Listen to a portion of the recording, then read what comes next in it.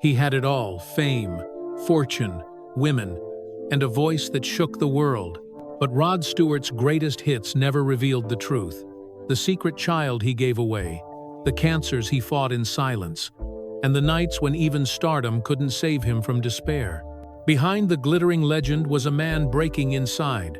Before the stadiums, before the glamour, Rod Stewart was just a skinny boy from North London with wild hair and dreams far too big for the streets he walked. Born in 1945 to a Scottish plumber father and an English mother, Rod grew up in a modest home where money was tight, but love and music floated in the air. His father adored football, and young Rod seemed destined to follow the pitch rather than the stage. In fact, he trained as an apprentice professional player, chasing a ball across muddy fields with the same fire that one day would ignite his music. But there was something restless inside him. He would linger at record shops, soaking up the raw power of American blues and soul records. He idolized Little Richard, Sam Cooke, and Muddy Waters' voices that carried both pain and passion.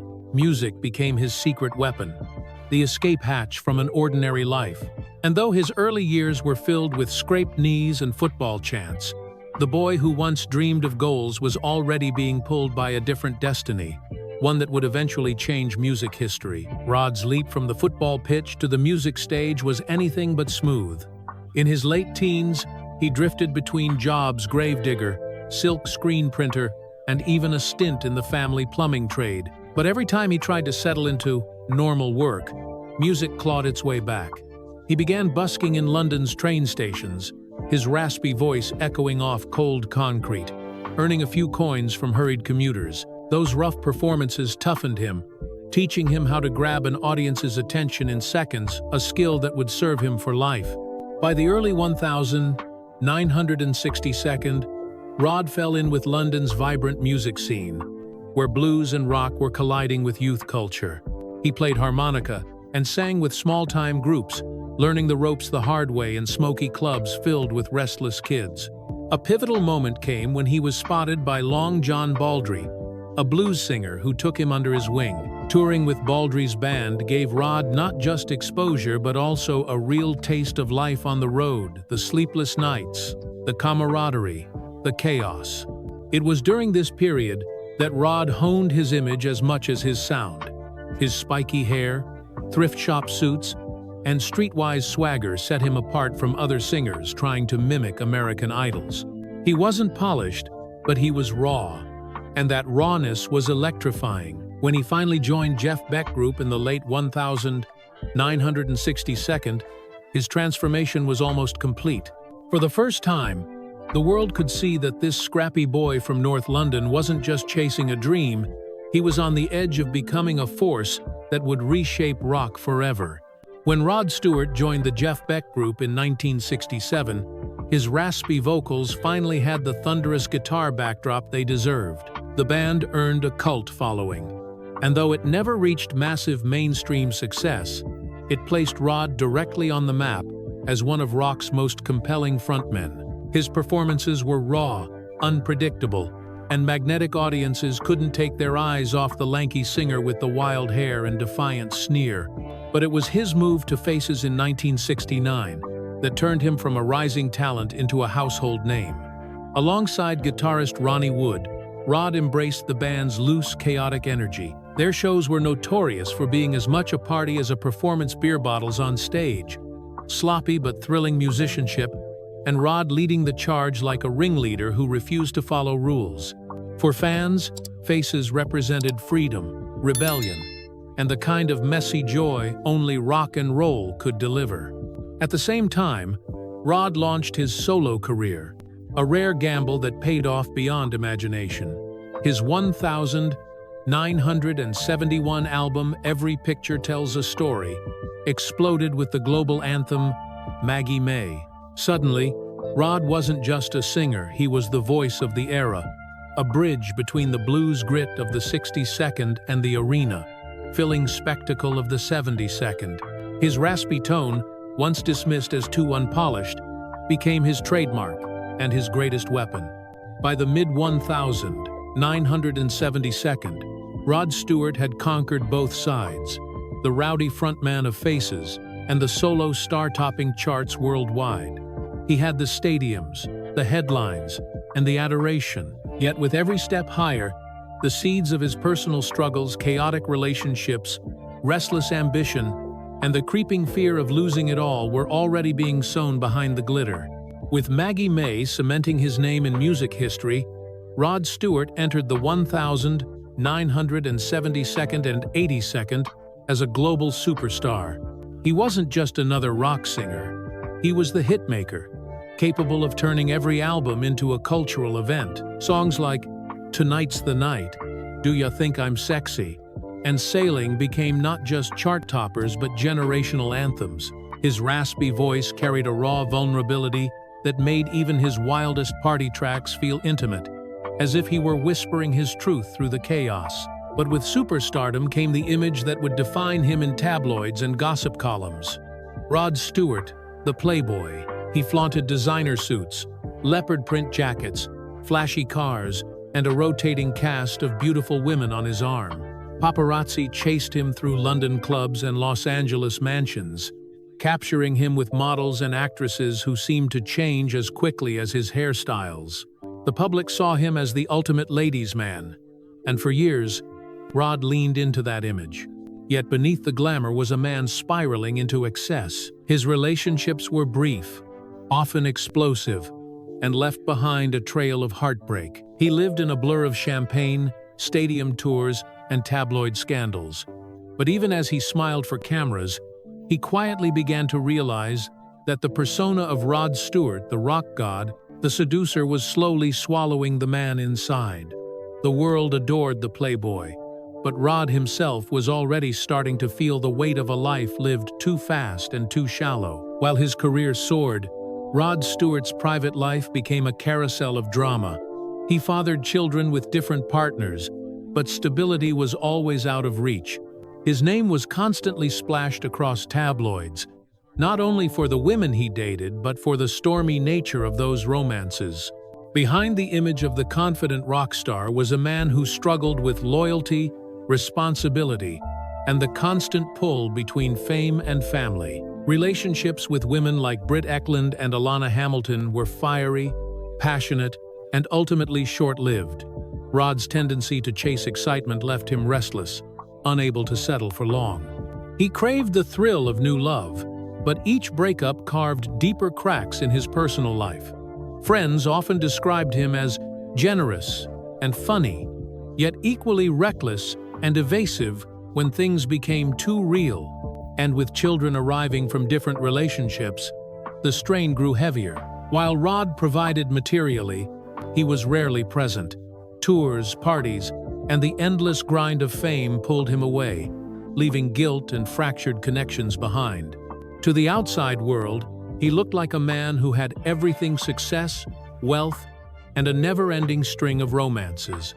But inside, Rod was beginning to feel the chaos of his choices catching up, and the shadow of regret loomed larger with each passing year. By the time the 1982nd rolled in, Rod Stewart was not only a global superstar but also a father many times over. He had 7 children with 5 different women, and while that fact alone became tabloid fodder, the real story was far more painful. Rod himself later admitted that in his younger years, he was far from the attentive father he should have been. He provided luxury homes, private schools, and every material comfort.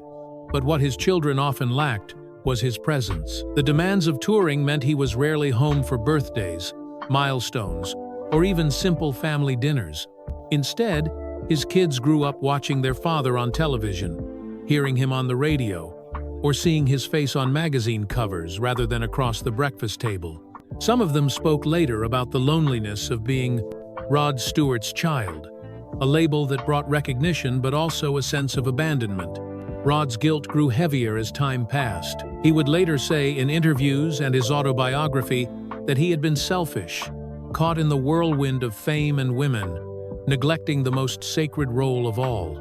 His elder children especially bore the brunt of this absence, and though reconciliation came with time, the scars of those early years lingered. For Rod Stewart, the stage was always full, but at home, there were empty chairs around the table, silent reminders of the price his family paid for his stardom. Among all the complicated chapters of Rod Stewart's family life, one stood apart as the most haunting. When he was just a struggling young musician in the early 1962nd, long before fame and fortune arrived, Rod fathered a daughter with his teenage girlfriend, Susanna Boffey. At the time, he was barely able to take care of himself, let alone raise a child. With no stable income, no career, and little understanding of responsibility, Rod agreed to something that would torment him for decades, giving his baby girl up for adoption. Her name was Sarah, and she was placed in the care of another family, while Rod carried on chasing his dream. Publicly, it was a story buried in silence. Privately, it gnawed at him. As he rose to fame and became a symbol of success and excess, that single choice cast a long shadow over every triumph. In interviews years later, he admitted that the guilt never truly left him, that he often thought of Sarah and wondered what her life had become. When they eventually reunited as adults, the meeting was bittersweet, an attempt at reconnection after years of absence, but also a reminder of the time that could never be reclaimed. For Rod Stewart, this secret was more than a youthful mistake. It was the deepest wound in his personal story. No matter how many sold-out concerts or platinum records he achieved, the memory of handing over his daughter remained the silent verse he could never sing. Rod Stewart's love life was as famous as his music, a never-ending carousel of whirlwind romances, glamorous weddings, and bitter separations. In the 1972nd, he fell hard for Swedish actress Britt Ekland. Their relationship burned fast and bright, the ultimate rock and roll fantasy. But like many of Rod's loves, it collapsed under the weight of jealousy, infidelity, and the relentless spotlight. Britt later described the affair as intoxicating, yet destructive, and Rod admitted he hadn't been ready for commitment.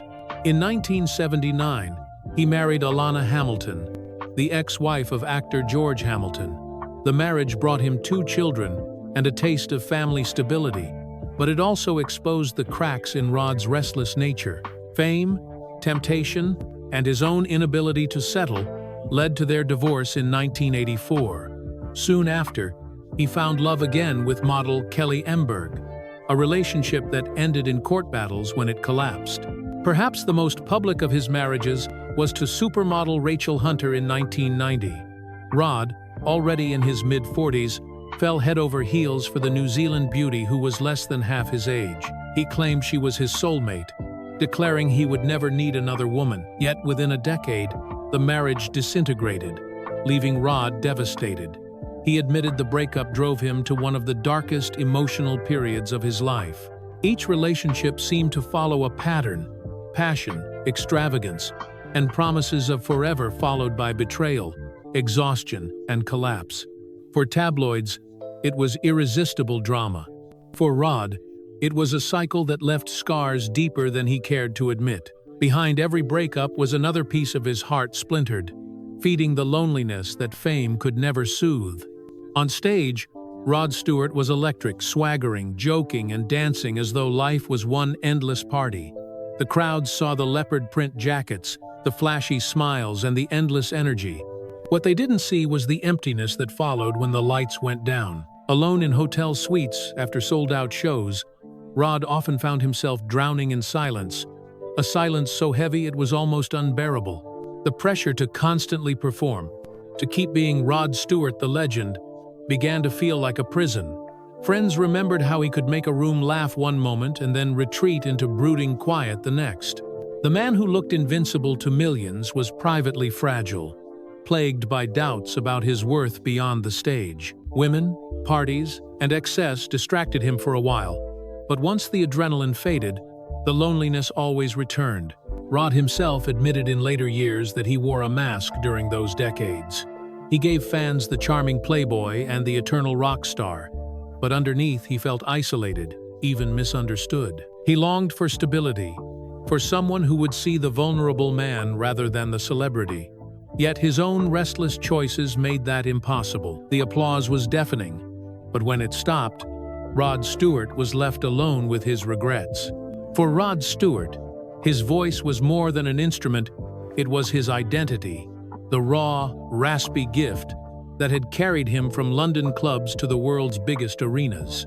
But in the late 1992, that very gift began to falter.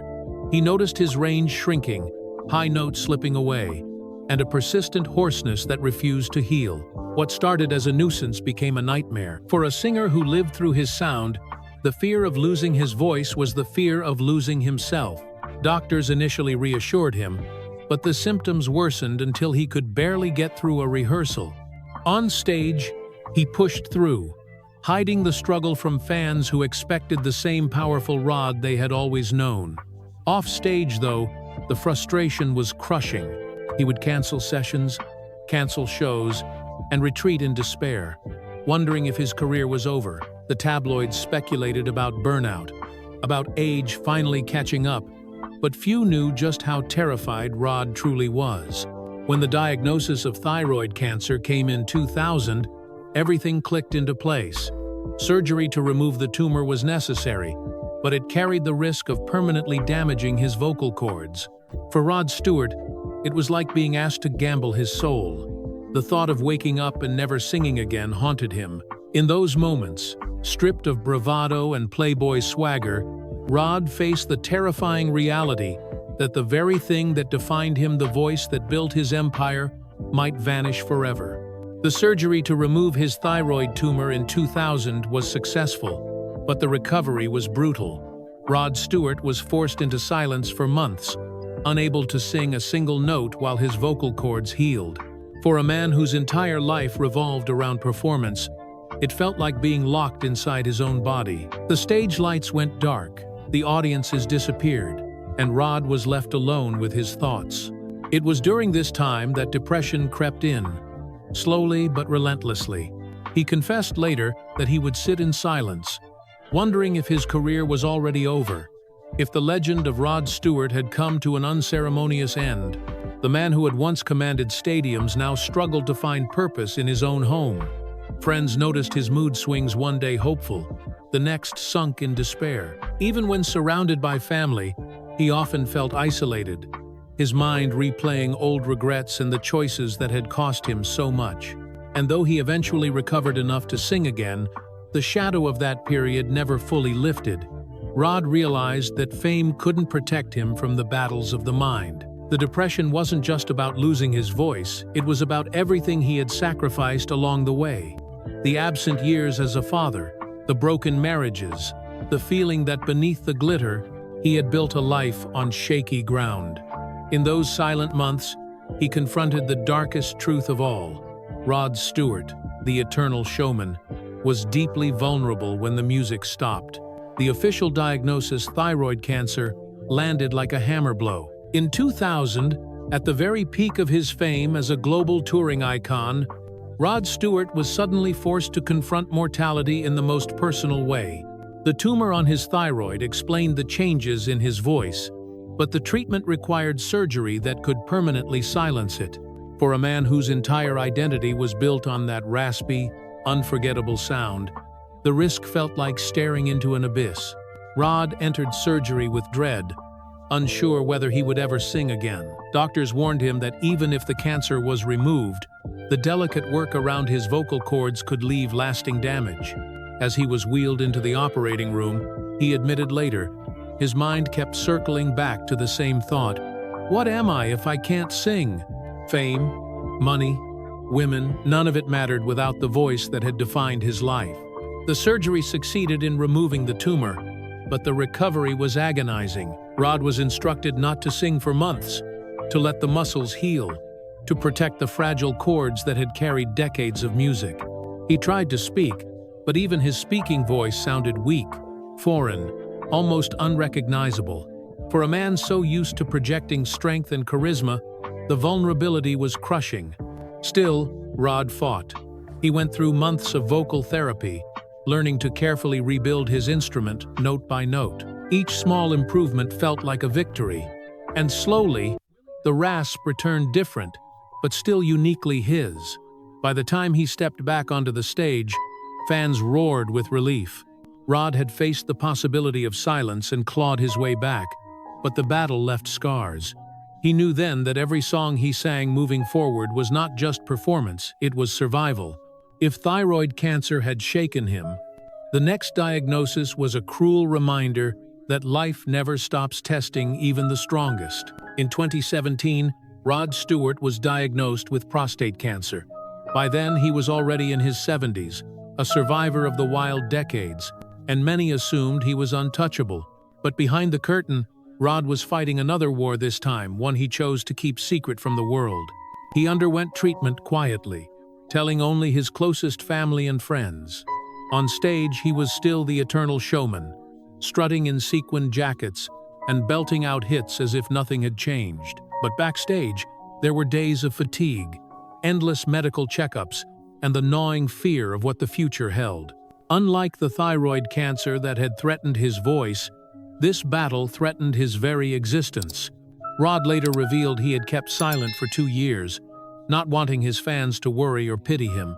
"I didn't want to be a burden," he admitted, describing how he tried to turn every concert into a celebration of life while privately living with uncertainty. When he finally went public in 2019, it was not to seek sympathy but to raise awareness, encouraging men to get regular checkups and not to ignore their health. His resilience inspired many, but it also peeled back another layer of the mask. Beneath the swagger and playful smile was a man who had stared down mortality twice, and each time returned to the stage with renewed gratitude. The world saw the survivor, but only Rod knew how heavy the secret struggle had been, how close he had come to losing it all. Even after surviving 2 battles with cancer, Rod Stewart could not escape the creeping shadow of time. For a man who had built his life on energy, swagger, and the image of eternal youth, aging was more than a natural process. It was an enemy he couldn't outsing or outdance. As the years piled on, Rod admitted to friends and in interviews that he felt a gnawing fear of losing control over his body, his image, and even his legacy. His once boundless stamina on stage required more effort. He trained rigorously, watching his diet, exercising, and even adjusting the way he performed just to maintain the illusion of the same Rod Stewart fans had adored for decades. But behind closed doors, he confessed that the thought of decline haunted him. He would joke about his spiky hair and flashy outfits, but those jokes often masked the truth. Rod was terrified of being forgotten, of turning into a shadow of his former self. The fear wasn't only physical. Aging forced him to confront regrets he had long tried to bury. Missed moments with his children, failed marriages, friendships that had slipped away, all came rushing back with a sharper sting. He admitted that success had distracted him from life's deeper meaning, and now, with time running shorter, those losses felt heavier than ever. Still, Rod refused to surrender completely to age. He reinvented himself through new albums, new tours, and even a softer public persona. Yet the glimmer in his eye often carried something else, a recognition that no spotlight, no song, no applause could shield him forever from the inevitable. The playboy image was fading, the rock god was aging, and Rod Stewart was left to wrestle with the reality that every standing ovation was one step closer to his final bow. For all his wealth, accolades, and decades of adoration, Rod Stewart's deepest wounds came not from the stage, but from the people who shared his blood. The guilt of being an absent father weighed on him heavily as he grew older. He openly admitted that in his younger years, he was selfish, too focused on chasing success, women, and the rush of fame to notice the quiet needs of his children. He could buy them toys, cars, or holidays, but he could never buy back the time he had missed. With his older children especially, the distance was undeniable. They had grown up watching their father in newspapers and on television rather than across the dinner table. Some carried that resentment into adulthood, forcing Rod to face uncomfortable conversations. He tried to make amends, often showering them with love and attention later in life. But he knew the scars from his absence would never fully heal. "I can't change the past," he once admitted, "but I can try to be better now." Even with his younger children from later marriages, Rod struggled against the same old patterns, touring schedules, long stretches away from home, the constant pull of his career. He wanted to be present, to break the cycle, but the demands of being Rod Stewart never fully allowed it. As a result, there were moments when history threatened to repeat itself, leaving him anxious about whether he had truly learned from his mistakes. These regrets became more pronounced as illness and aging reminded him of life's fragility. Rod could fill stadiums, but he could not erase the ache of knowing some of his children had grown up without him. Behind the flashy persona and the bravado was a father haunted by the simplest of failures, not being there when his children needed him most. When Rod Stewart finally decided to write his autobiography, he knew it could not just be a glossy recount of fame and fortune. For decades, he had worn the mask of the eternal playboy and the indestructible rock star. But on the pages of his memoir, he chose to peel that mask away. What emerged was a series of startlingly honest confessions, raw admissions, that revealed the vulnerable man behind the leopard print jackets. He admitted to mistakes that tabloids had only ever speculated about: his reckless treatment of women, his failures as a father, and the crushing guilt of giving up his daughter Sarah for adoption. Instead of dodging the truth, he confronted it head-on, describing the sleepless nights and the pangs of regret that had followed him like a shadow throughout his career. For the first time, fans were not seeing Rod the legend. They were seeing Rod the flawed human being. The most haunting confession came when he wrote, "I had it all. Money, fame, women, but I don't know if I ever had peace." That single line struck at the heart of his life story. It captured the paradox of his existence. Adored by millions, yet plagued by inner turmoil no applause could silence. His memoir wasn't a victory lap, it was a reckoning, a way of finally acknowledging the truths he had avoided for so long. Readers praised the honesty, but for Rod, the act of confessing was more than catharsis. It was a way of confronting his legacy, of leaving behind not just the music but also the truth of the man who sang it. The confessions did not erase the mistakes, but they allowed him to reclaim his story, warts, regrets, and all. By the time Rod Stewart entered his later years, his place in music history was undeniable. He had sold over 120 million records worldwide, making him one of the best-selling artists of all time. His voice, instantly recognizable after just a few notes, became woven into the soundtrack of multiple generations. Songs like Maggie May, Sailing, Tonight's the Night, and Forever Young were not just hits, they became cultural landmarks, played at weddings, funerals, and every celebration in between. Beyond the charts, Rod's influence stretched into fashion and identity. His spiky blonde hair and flamboyant style became trademarks, inspiring countless imitators and cementing his status as one of rock's most charismatic figures. He embodied both grit and glamour, bridging the raw authenticity of blues with the theatricality of arena rock. Few artists could straddle that line so effortlessly, and even fewer could sustain it across 5 decades. His legacy was also felt in how he spoke openly about survival, surviving poverty, surviving heartbreak, surviving cancer. In doing so, he inspired fans not just to celebrate the music, but to recognize the resilience of the man behind it. Younger musicians credited him as a pioneer, someone who showed that vulnerability and toughness could coexist in the same voice. Even as critics dissected his personal failings, the sheer impact of his art was undeniable. Rod Stewart was no longer just a rock star, he was a cultural institution. His legacy wasn't only about records sold or awards won, it was about the way his songs captured life's contradictions: joy and sorrow, triumph and regret, love and loss. In that sense, his music became more than entertainment. It became testimony to the human condition. As Rod Stewart looks back on the extraordinary arc of his life, the story is no longer just about the glamorous rock god who dominated stages and tabloids. It is about the man who carried invisible scars beneath the sequins. He gave the world timeless anthems, yet privately wrestled with regret over a daughter given away, children he missed growing up, and loves that ended in heartbreak. He battled cancers in silence, faced the terror of losing his voice, and endured nights when depression pressed harder than the applause ever could. And yet, Through every storm, Rod endured. He reinvented himself, found ways to laugh, and stood again on the stage even after fate tried to silence him. His life is a reminder that legends are not born from perfection but from survival, the ability to keep singing even when the heart is heavy. Rod Stewart's music will always be celebrated, but the truth behind the music may be his most lasting legacy.